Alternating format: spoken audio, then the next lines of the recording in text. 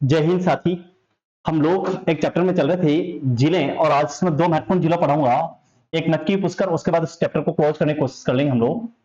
हमारे पास एक पुष्कर सरोवर है यानी पुष्कर जिला है, और एक नक्की झील है।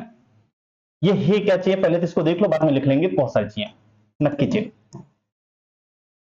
भूगोल ये कहती है कि दोनों ज्वालामुखी क्रैटर जिले हैं। भूगोल कहती है दोनों ज्वालामुखी क्रैटर, लेकिन लोगों की मान्यता अलग अलग अलग अलग, हमें उसको कोई लेना देना नहीं, ठीक है। अब हमारे पास एक सिस्टम है कि ज्वालामुखी क्रैटर होता क्या है। अगर आपके पास ये पृथ्वी है और इसमें ये इस तरह से पहाड़ी इलाका है, ये पूरा पूरा पहाड़ी क्षेत्र है, पहाड़ी क्षेत्र है। और इस पहाड़ी क्षेत्र के आंतरिक भाग में से एक शब्द आता है जिसको कहते हैं लावा, और उसमें होता है एक मेग्मा। अगर ये मेग्मा बाहर निकलना चाह रहा है यहां से कहीं से, और मान लीजिए यहां से बाहर निकला और यहां से फूटकर इसने इस तरह से जमा होना शुरू कर दिया, ये इस तरह से जमा हो जाएगा, तो ये इस पहाड़ी के ऊपर एक और पर्वत बन गया। और यहां पे आकृति देख लो, आपको एक वी आकार की आकृति देखने को मिल रही है। ये जो वी आकार की आकृति बनी, और इस वी आकार की आकृति में अगर वर्षा जल भर गया तो उससे जो झील बनेगी, उस झील को कहेंगे हम ज्वालामुखी क्रेटर। लेकिन अगर ये वी आकार जो है ये टूट कर किसी भूगर्भिक हलचल के कारण अगर ये वी आकार ना होकर ये आकार बन जाए यू, तो यू आकार बनते इसको कहते हैं काल्डेरा। बस इतना ही फर्क है क्रेटर और काल्डेरा में। आपको कभी नहीं पूछेगा, ज्वालामुखी के मुख पर बनने वाली झील ज्वालामुखी क्रेटर कहलाती है, और अगर वो यू आकार हो गया वो काल्डेरा कहलाता है। लेकिन आपको नहीं पूछेगा, आपसे राजस्थान प्रश्न पूछे ज्वालामुखी क्रेटर काल्डेरा झील कौन सी है, तो आपको दो याद रखना है, एक पुष्कर और एक नक्की। हम बात करेंगे सबसे पहले इस पुष्कर झील के बारे में, ठीक है। ये इससे आपसे कोई लेना देना नहीं। पुष्कर झील के अगर बारे में बात करें कि पुष्कर झील की कंडीशन है क्या। पुष्कर झील आप लोग इसके बारे में बहुत कुछ जानते हैं, और मैं भी इसको जानता हूं, और आधा अधूरा मैं भी जानता हूं, पूरा तुम लोग जानते हो, ठीक है। पुष्कर झील सबसे पहली कहानी है कहां, तो इसका उत्तर क्या होगा, अजमेर। ये बात सब जानते हो। अब देखो यहां से, ये पुष्कर झील है, ऐसे मान लिया। यू कहते हैं कि इसको पुष्कर कहते क्यों हैं, तो लोग कहते हैं कि सर्वप्रथम पुष्करना ब्राह्मणों ने खोदी, पुष्करना ब्राह्मणों ने खोदी, इसलिए इसका नाम क्या रखा, पुष्कर। पुष्करना ब्राह्मणों ने खोदी इसलिए इसका नाम क्या रख लिया, पुष्कर। जबकि भूगोल कहता है ऐसी बात नहीं है, भूगोल कहता है ये क्या है, ज्वालामुखी क्रेटर झील है। भूगोल इस बात को मान्यता नहीं देता। अब देखो इस झील के किनारे है क्या चीज। सबसे पहली बात, झील के किनारे क्या क्या चाहिए इसको देखो। झील के किनारे जो आप लोगों ने बहुत कुछ पढ़ रखा मेरे को पता है। इस झील के किनारे क्या है, एक नाम पढ़ा होगा आपने, ब्रह्मा जी का मंदिर पढ़ा सबने, ब्रह्मा जी मंदिर। एक पढ़ा होगा आप लोगों ने सावित्री मंदिर, सुना है नाम, सावित्री मंदिर। और भविष्य की परीक्षाओं में प्रश्न आएगा कि सावित्री मंदिर है वो कौन सी पहाड़ी पर, याद रखना वो रत्नगिरी पहाड़ी पर है। कौन सी पहाड़ी पर है, ये भविष्य का प्रश्न याद रख लीजिए, ठीक है। इसी के किनारे एक है मान पैलेस। क्या है, मान पैलेस। ये वो मान पैलेस है जो मानसिंह ने बनवाया था। किसने बनवाया था, मानसिंह ने। इसी झील के किनारे एक मंदिर है जिसका नाम है रंगजी मंदिर। क्या है, रंगजी मंदिर, या उसको रंगनाथ मंदिर कहते हैं। इसी के किनारे एक मंदिर है बैकुंठ धाम या बैकुंठ मंदिर, क्योंकि धीरे धीरे चलोगे रोज मिलोगे, तेज चलोगे हरिद्वार बैकुंठ में मिलेंगे। समझ में आती बात को, गाड़ियों के पीछे लिखा रहता है, यानी धीरे धीरे चलोगे रोज मिलोगे, और तेज चलोगे तो मटके में मिला के तुम्हारे को हरिद्वार लेकर चला जाएगा, ठीक है। उसके बारे में बात करता है। फिर अगर इसको देखो इस झील के किनारे और आपको क्या मिलेगा, तो इसके किनारे आपको और भी बहुत सारी चीजें देखने को मिलेगी। तो उसमें एक मिलेगा कण्व मुनि का आश्रम। क्या मिलेगा, कण्व मुनि आश्रम, कण्व मुनि आश्रम। ये तो आपको याद रखना ही रखना, इतनी सारी चीजें दी है। फिर देखो बात करें इस झील के उपनाम की, यानी झील को किस किस उपनाम से जानते हैं, उपनाम। अगर इसके उपनाम की देखो तो आपने पढ़ा होगा कहीं पे कोंकण तीर्थ, सुना है नाम, क्योंकि भारत का कोंकण तीर्थ इसलिए कहता था, ये भारत की सबसे पवित्र झील, इसको क्या बोलते हैं, कोंकण तीर्थ, कोंकण तीर्थ। फिर कहो भारत की पवित्र झील भी कह सकते हो इसको, भारत की पवित्र झील, पवित्र झील। फिर आपने पढ़ा होगा तीर्थों का, तीर्थों का मामा और तीर्थों का तीर्थराज, और राजस्थान का हरिद्वार। राजस्थान को हरिद्वार इसी पढ़ना है। बहुत सारे लोग मेवाड़ में मातृकुंडा को पढ़ाते हैं, लेकिन नहीं पढ़ना है। राजस्थान का हरिद्वार किसको पढ़ के आओगे तुम लोग? पुष्कर। ठीक है, तीर्थों का मामा, तीर्थों का पुष्कर। अब देखो इस झील के किनारे पे क्या है? घाट। झील के किनारे पर तो घाट है, और आपने पढ़ा होगा टोटल घाट कितने इसके किनारे? 52। पढ़ी होगी बात सबने, 52 घाट है। इस 52 घाट में से 2 घाट प्रमुख लिख रहा हूं, 2 घाट क्या, मैं 3 लिख लेता हूं। एक घाट जिसका नाम है जनाना घाट। क्या नाम है? जनाना घाट, लाइन नीचे लिखूंगा। एक घाट है जिसका नाम है ब्रह्मा घाट, ब्रह्मा घाट, और एक घाट है उसका नाम है गौमुख घाट। गौमुख लिख लो, गौ घाट ही लिख लेता हूं, गौ घाट। ये 3 इंपॉर्टेंट है। आपने जनाना घाट के बारे में पढ़ा होगा। ये जो जनाना घाट है, इस जनाना घाट में 1911 ईस्वी में ब्रिटेन महारानी मैरी, मेरी नहीं, ठीक है, मैरी ने निर्माण करवाया। ये भारत आई थी तब इसने इसका निर्माण करवाया था। और बाद में हुआ क्या, इस घाट के यहां से गांधी जी की अस्थियां विसर्जित हुई। क्या हुई? गांधी जी की अस्थियां विसर्जित, इसलिए इस घाट का नाम आज की तारीख में क्या है? गांधी घाट। समझ में आई बात को? विसर्जित, इसलिए इसका नाम क्या है? गांधी घाट। इट मींस अब इसको जनाना घाट ना कहकर इसको क्या कहते हैं? गांधी घाट। ये ब्रह्मा घाट क्या है? तो ये ब्रह्मा घाट जो है, यहां से बाल ठाकरे की अस्थियां विसर्जित हुई। किसकी हुई? बाल ठाकरे की अस्थियां विसर्जित, इसलिए ये भी एक इंपॉर्टेंट है, अस्थियां विसर्जित। फिर ये गौमुख घाट क्या है? ये गौ घाट जो है, इस गौ घाट का निर्माण जो करवाया था 1809 के आसपास मराठा सरदारों ने करवाया था। मराठा सरदारों द्वारा निर्माण, नाम नहीं है, ध्यान रखना, ठीक है, मराठा सरदारों द्वारा निर्माण, ये कहानी है। फिर इसमें थोड़ा सा और जाएं, ये जो झील है, इस झील के किनारे सबसे पहले घाट किसने बनवाया? सबसे पहले घाट किसने बनवाया अगर पूछे तो याद रखना, सर्वप्रथम मंडोर शासक, मंडोर आपको पता जोधपुर पड़ता है ना, मंडोर शासक नाहर सिंह प्रतिहार, कोई गुर्जर प्रतिहार शासक है, नाहर सिंह प्रतिहार ने घाट का निर्माण करवाया। नाम नहीं मिला है, सबसे पहले निर्माण किसने करवाया है? तो नाहर सिंह प्रतिहार ने। इतनी सारी चीजें।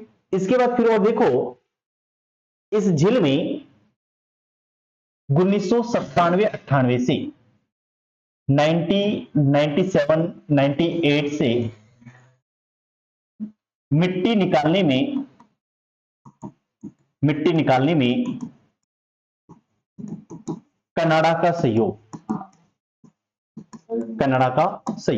यानी पुष्कर झील में जो जमा मिट्टी है उसको निकालने में कोई सहयोग करता है तो वो कौन करता है? कनाडा करता है। तो इतनी सारी चीजें अगर आपने पढ़ ली तो पुष्कर झील का कहानी खत्म हो जाएगी, ठीक है। लेकिन कुछ चीजें और होगी तो हम उसको और लिख लेंगे। और क्या है? तो और कुछ भी नहीं है। आपने कहीं लाइन पढ़ा हो, ये जो पुष्कर झील है, इस पुष्कर झील के किनारे राजस्थान का सबसे बड़ा रंगीन मेला लगता है, कार्तिक पूर्णिमा। ये आर्ट कल्चर में पढ़ते हो, राजस्थान का सबसे बड़ा रंगीन मेला क्यों कहते हैं? रंगीन मेला इसलिए कहते हैं, यहां पर जो मेला लगता है उसमें सबसे ज्यादा विदेशी आते हैं, इसलिए इसको क्या कहते हैं? रंगीन मेला। विदेशी आ रहे हैं इसलिए रंगीन मेला। और ये जो मेला है किसके लिए जाना जाता है? तो ऊंटों की बिक्री के लिए जाना जाता है। फिर क्या हुआ इस पुष्कर झील के किनारे? इस पुष्कर झील के किनारे महाभारत युद्ध के बाद कौरव और पांडवों का दिव्य मिलन हुआ।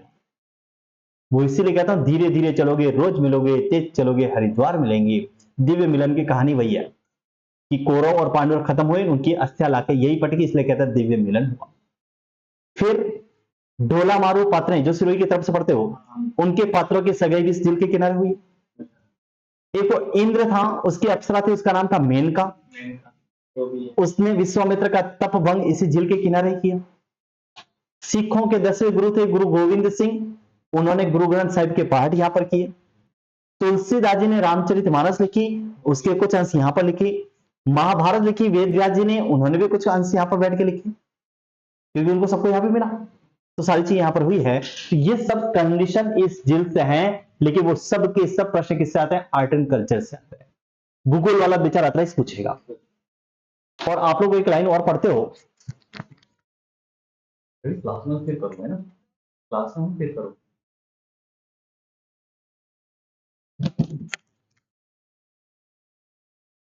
तो ये चीजें हैं। और फिर आप लोगों ने कहीं एक और चीज देखा हो कि ये जो पुष्कर झील है, इस झील के आसपास आज भी अगर जाओ तो ऐसा लगता है सब कुछ वहां पे सुबह से लेकर शाम तक घंटे ही घंटियां बजती रहती है। पुष्कर, और ये पुष्कर वैली है, पुष्कर घाटी में है, ये सारी कहानी इसके अंदर है। बाकी इसके अलावा कुछ भी इस पुष्कर झील में नहीं पड़ता है। इतना पढ़ लो पुष्कर को खूब है, ठीक है। इसको ऐसे अभी बनाओगे, बाद में बना लोगे, बाद में बना लोगे। मैं यहां पे बीच में लिख लेता हूं पुष्कर झील, ठीक है। बाकी वो सारी चीजें बाद में वीडियो देखोगे तो लिख पाओगे कि झील के किनारे किन की सगाई हुई, किसने क्या लिखा, मेनका आई, क्या हुआ नहीं हुआ, वो सारी चीज यहां पर बाद में मिलेगा, ठीक है। और मराठा सरदार उन्होंने करा, कोंकण तीर्थ कहते हैं, बहुत सारी चीजें हैं। और इसकी आकृति कैसी इस पुष्कर झील की? तो अर्धचंद्राकार आकृति है। कैसी आकृति? अगर आकृति पूछे तो अर्धचंद्राकार आकृति, अर्धचंद्राकार आकृति। इंपॉर्टेंट प्रश्न, पुष्कर झील अजमेर में है तो पुष्कर सागर बांध कहां है? सेम कहानी वो है उस फतेह सागर वाली। फतेह सागर झील उदयपुर में है, फतेह सागर बांध गंगापुर सिटी में। तो पुष्कर झील अजमेर में है, पुष्कर सागर बांध कहां है? कंडीशन नाव है, आवे कंडीशन, कंडीशन नाव है, मकेरो कंडीशन है, लंका लगा लो तभी नाव है, लिखो अटे नीचे, ठीक है। पुष्कर सागर बांध, याद रखो हमारा दोस्त 12 में है, कट्टे हैं 12।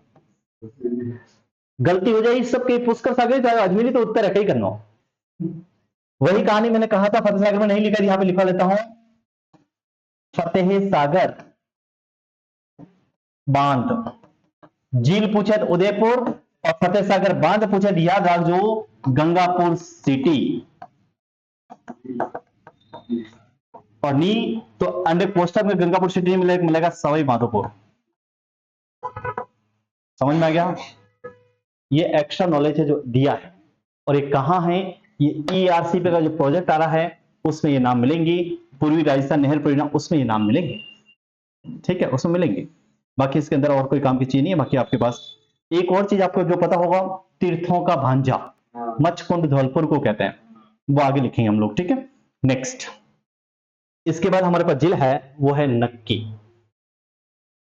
इसमें भी बहुत आसान से प्रश्न, कुछ भी नहीं। नक्की झील के बारे में कहते हैं कि देवताओं ने अपने नाखूनों से खोदा, इसलिए इसका नाम क्या पड़ गया? नक्की झील। ये कहां हमारे को पता है? माउंट आबू सिरोही में। कहते हैं कि देवताओं ने इसको अपने नाखूनों से खोदा, इसलिए इसको क्या कहते हैं? नक्की कहते हैं। जबकि भूगोल कहता है कि नक्की नहीं है, देवता नहीं खोदी है, ये ज्वालामुखी क्रेटर झील है। भूगोल के अनुसार क्या है? ये ज्वालामुखी क्रेटर झील। ये जो नक्की झील है, इस नक्की झील में गरासिया जनजाति अपने पूर्वजों के अस्थियां विसर्जित करती है, उसको हरिद्वार कहलाती है। नक्की झील क्या कहलाती है? गरासियों का हरिद्वार कहलाती है। क्यों कहलाती? बात समझ में आ गई? अपने पूर्वजों के अस्थियां विसर्जित करती है, इसलिए गरासियों का हरिद्वार। पहली कंडीशन ये। दूसरी बात इसके बारे में कहते हैं कि राजस्थान की सबसे अधिक ऊंचाई, सबसे अधिक ऊंचाई क्वेश्चन लिखेंगे 1200 मीटर पर स्थित, सबसे अधिक ऊंचाई पर स्थित। फिर आपने एक लोक मान्यता और सुनी होगी, इसको लोग कहते हैं कि इस झील का निर्माण एक रात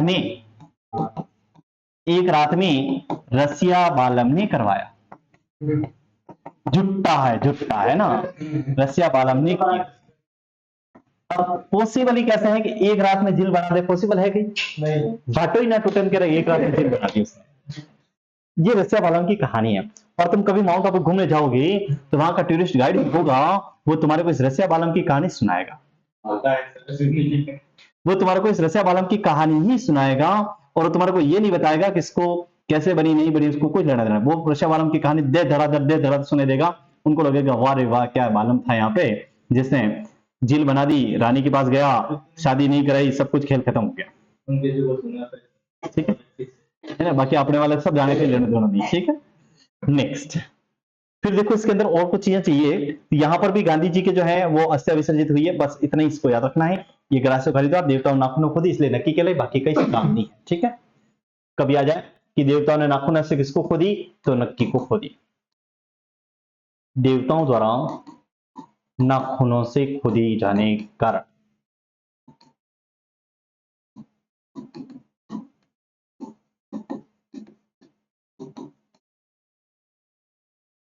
और आज दिन तक नक्की में प्रश्न आज दिन तक प्रश्न आए।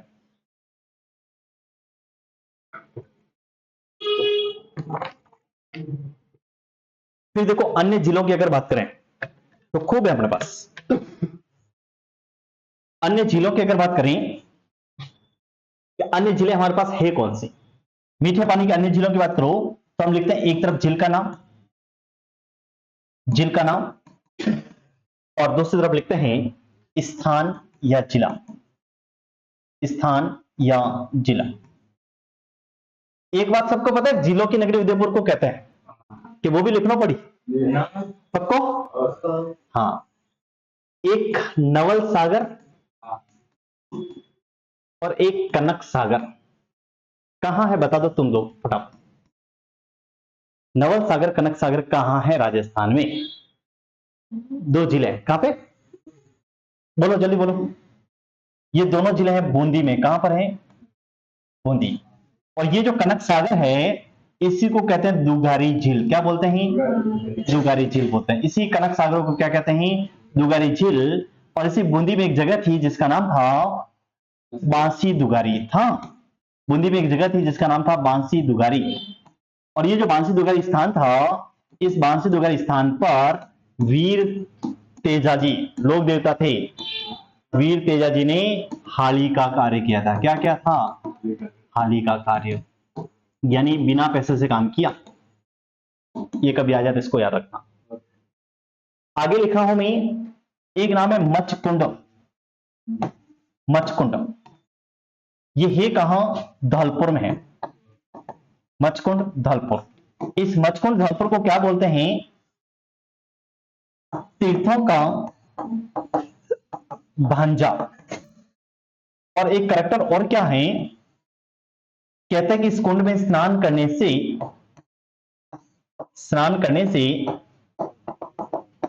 चर्म रोग, कुष्ठ रोग का निदान होता है। कहते हैं, अब होता नहीं होता अपने को नहीं पता, ठीक है, कहते हैं, और कुछ कुछ प्रभावी है तो होता होगा, अपने को नहीं पता। ठीक है, मचकुंड धौलपुर में। आगे देखो बहुत सारी चीजें और है। एक नाम है नारायण सागर, नारायण सागर। एक है सरगांव, एक है करातियां। ये सब छोटी छोटी जिले गांवों के नाम के आधार पे कहां होगी, अजमेर। लेकिन अजमेर ना लिखोगे तो फिर क्या लिख सकते हो, हैं, नहीं, ब्यावर। क्या लिखना पड़ेगा, ब्यावर। ठीक है। और अब इस नारायण सागर का एक करेक्टर देखो, ये जो नारायण सागर है ये खारी नदी पर बना हुआ, कौन सी नदी पे, खारी नदी पर निर्मित, जिसे क्या बोलते हैं, जिसे अजमेर का समुद्र कहते हैं। क्या बोलते हैं, अजमेर का समुद्र कहते हैं। अच्छा प्रश्न, अजमेर का समुद्र। अब अगर ऐसा अजमेर नहीं आएगा तब क्या आ जाएगा, ब्यावर। फिर अगली झील देखो, एक झील का नाम है गुंडलाव। क्या नाम है, गुंडलाव, गुंडलाव। ये कहां की है? तो ये है आपकी किशनगढ़ की। कहां की है? और किशनगढ़ का तो सबको पता ही होगा मेरे हिसाब से, तो अजमेर में। आगे देखो झील एक तलवाड़ा, ये बात मैंने आगे भी पढ़ा रखी पहले। तलवाड़ा झील पहले आगे पढ़ाई है। हनुमानगढ़ याद आ रहा, कुछ पता हो तो। हनुमानगढ़। और इस तलवाड़ा झील का करेक्टर क्या है? तो ये तलवाड़ा झील जो है राजस्थान की, वेरी गुड, राजस्थान की सबसे नीची झील, राजस्थान की सबसे नीची झील, ये पढ़े हमने आगे। फिर देखो कुछ और लिखते हैं। एक है मोती सागर, मोती सागर बांध। एक मोती झील पड़ी थी, वो भरतपुर में पड़ ली, याद रखना। मोती सागर बांध कौमा मांडकला झील कहां पर, जल्दी बता दो। मोती सागर बांध और मांडकला झील कहां, याद रखना, ये टोंक में है। कहां पर है? टोंक। और ये जो मांडकला झील है, इस मांडकला झील को राजस्थान का मिनी पुष्कर कहते हैं। राजस्थान का मिनी पुष्कर कहते हैं। मेरे दोस्त, मोती सागर बांध टोंक जिले में है, जबकि मोती झील या केवल झील भरतपुर में है। हमने आगे पढ़ी, जिसको नील हरित शैवाल के लिए जानी जाती है। याद आ रहा कुछ? आगे लिखा हमने। फिर देखो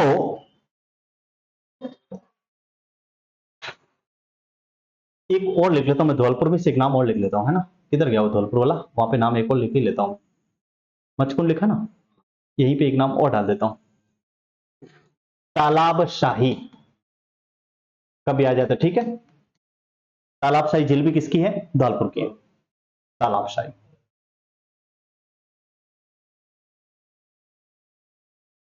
अब देखो एक है किशोर सागर, कौन से जिले में आती है? फटाफट बताना, मेरे को नहीं आता है। किशोर सागर बूंदी में नहीं आता है। और कोई बोलो। बाड़मेर में भी नहीं आता है। किशोर सागर कोटा में आता है। फिर एक डायला झील, डायला झील, और एक आनंद सागर। आनंद ही आनंद है ना। ये दोनों कहां मिलेगी? ये बांसवाड़ा में मिलेगी। बांसवाड़ा, डायला झील, आनंद सागर, बांसवाड़ा। फिर ये आपके पास एक सूर सागर, सूर सागर। एक है आपके पास अनूप सागर। कहां मिलेगी? जल्दी बता दो, जल्दी बताओ, जल्दी बताओ। ये आधा से गलत होगा, ये प्रश्न होगा, इसका उत्तर बीकानेर। क्या होगा? बीकानेर। आगे देखो गोवर्धन सागर,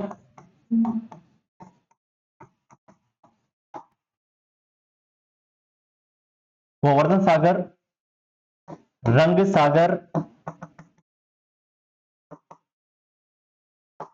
अमरकुंड, गोवर्धन सागर, अमरकुंड, दूध तलाई। नाम से पता चल गया होगा मेरे हिसाब से। ये सब क्या की है? ये सब उदयपुर की है, ठीक है। ये सब की सब उदयपुर की है। और एक और शायद और भी लिख सकते हो इसमें, कुमारिया तालाब, कुमारिया तालाब। ये सब की सब कहां की हैं? उदयपुर। और सब जानते हो कि इस उदयपुर को क्या कहते हैं? झीलों की नगरी कहते हैं, झीलों की नगरी। अब देखो एक प्रोजेक्ट आया था जिसको आपको पता होना चाहिए। एक प्रोजेक्ट आया था,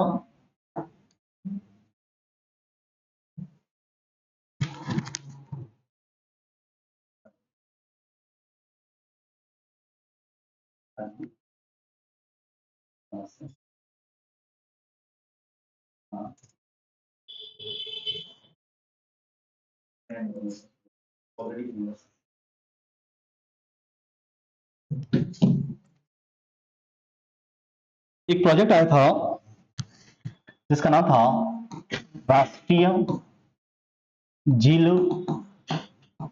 संवर्धन संरक्षण परियोजना या कार्यक्रम, कोई भी आ सकता, कोई दिक्कत नहीं है। ये कार्यक्रम चलाया था केंद्र सरकार ने। किसने चलाया था?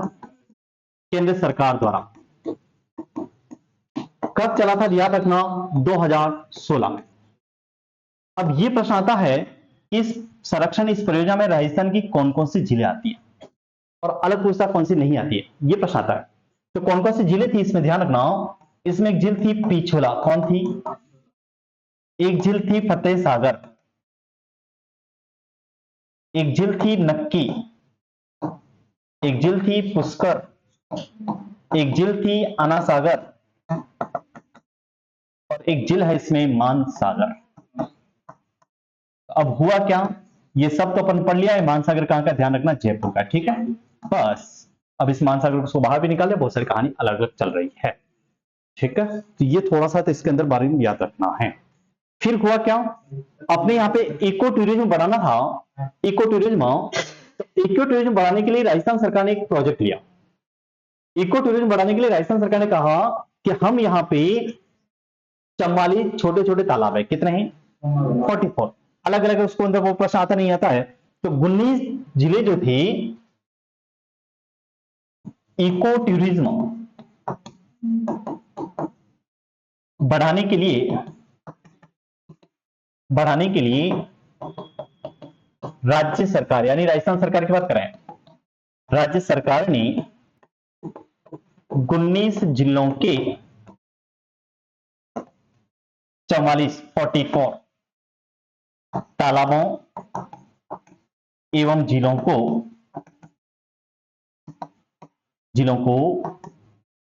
वेटलैंड घोषित किया। यह अपनी तरह का वेटलैंड है। क्या है? यूं नहीं है कि दुनिया में वेटलैंड है, वो नहीं। राजस्थान सरकार ने अपनी तरह का वेटलैंड घोषित किया, इको टूरिज्म बढ़ेगा। जैसे आपने एक नाम सुना होगा, मैनार, पक्षियों के लिए जाना जाता है। उदयपुर जिले का मैनार तालाब पक्षियों के लिए बहुत जाना जाता है। जैसे भरतपुर का गाना पक्षी, वैसे इस पक्षियों के लिए उदयपुर का मैनार तालाब जाना जाता है। तो ये आपके इस चैप्टर की कहानी है, पूरी पूरी जिलों के चैप्टर की। इससे बाहर जिलों के चैप्टर में कुछ भी नहीं है। इतो पढ़ लियो तो तुम्हारी जिलों का चैप्टर क्लोज हो जाएगा। इसके बाद कोई और चैप्टर होगा, हम उसको नया पढ़ेंगे। ठीक है, कोशिश करेंगे कि कोई ना कोई अच्छा चैप्टर पढ़े। अब आपसे कल परसों राय विचार करेंगे, कौन सा पढ़ेंगे नहीं पढ़ेंगे वो बात करेंगे। ठीक है, थैंक यू।